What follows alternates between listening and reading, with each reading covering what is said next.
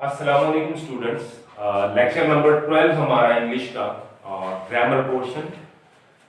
Last जो हमने discuss किया था लेक्चर नंबर 10 के अंदर, वो हमने डिस्कस किया था यूज ऑफ मॉडल्स को। और मॉडल्स मैंने आपको डिटेल में बताए थे कि मॉडल्स होते क्या हैं, मॉडल वर्ब्स क्या होते हैं। जैसे कैन है, जैसे कुड है, जैसे शेल है, जैसे विल है, जैसे शुड है, जैसे वुड है, जैसे मस्ट है, और so on and so fourth. ये तमाम तर जो वर्ब्स हैं ये हमारे पास मॉडल्स कहलाते हैं और इनका इस्तेमाल हमने देखा था।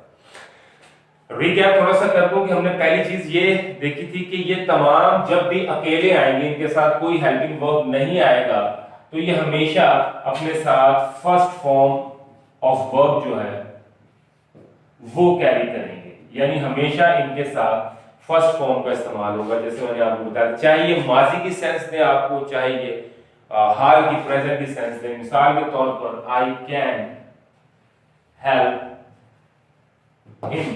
सो आई कैन, आपने देखा कैन के साथ दूसरा कोई हेल्पिंग वर्ब नहीं है, तो फॉर्म ऑफ वर्ब आपने देखा कौन सी यूज हुई, फर्स्ट फॉर्म। इसी तरह से अगर मैं कहूं दे शुड कम टुडे, कि उन्हें आज आना चाहिए। शुड हमने देखा मॉडल वर्ब इस्तेमाल हुआ हमारे पास।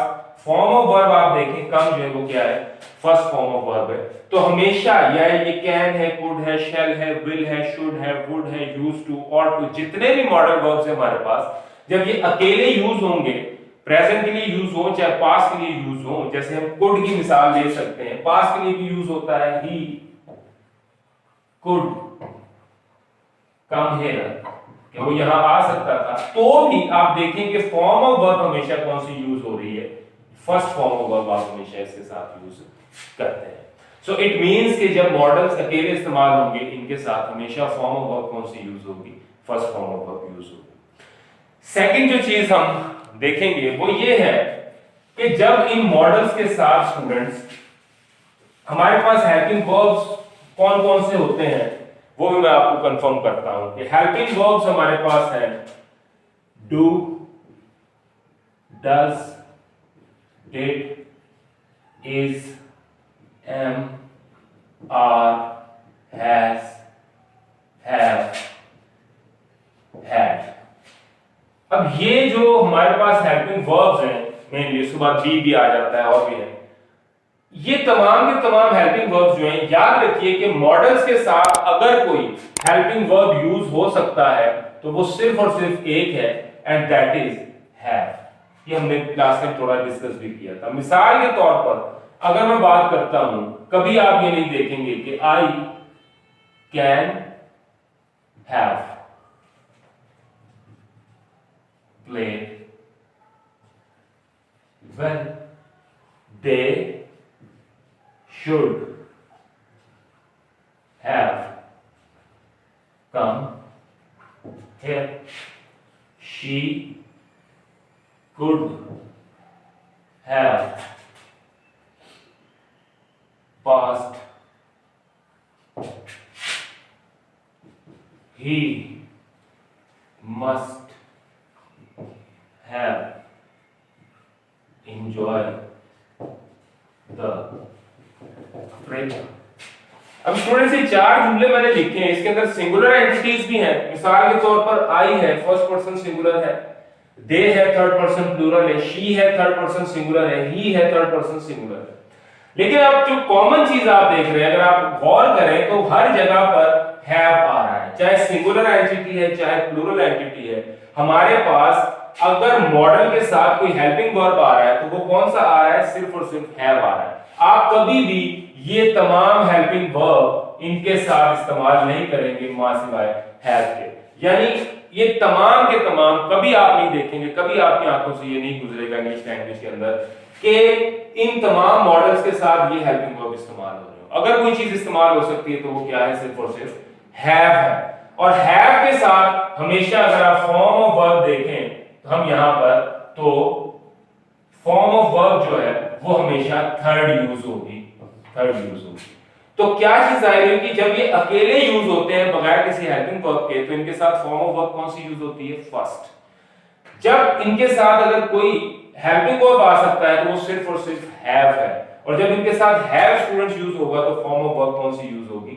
थर्ड। सो इट मींस कि अगर वो आपसे एक चीज है कि अगर वो आपसे पूछता है फिर इन द ब्लैंक्स दे के he must have dash the trick, so option आपको वो दे देता है एंजॉय, ऑप्शन आपको दिया जाता है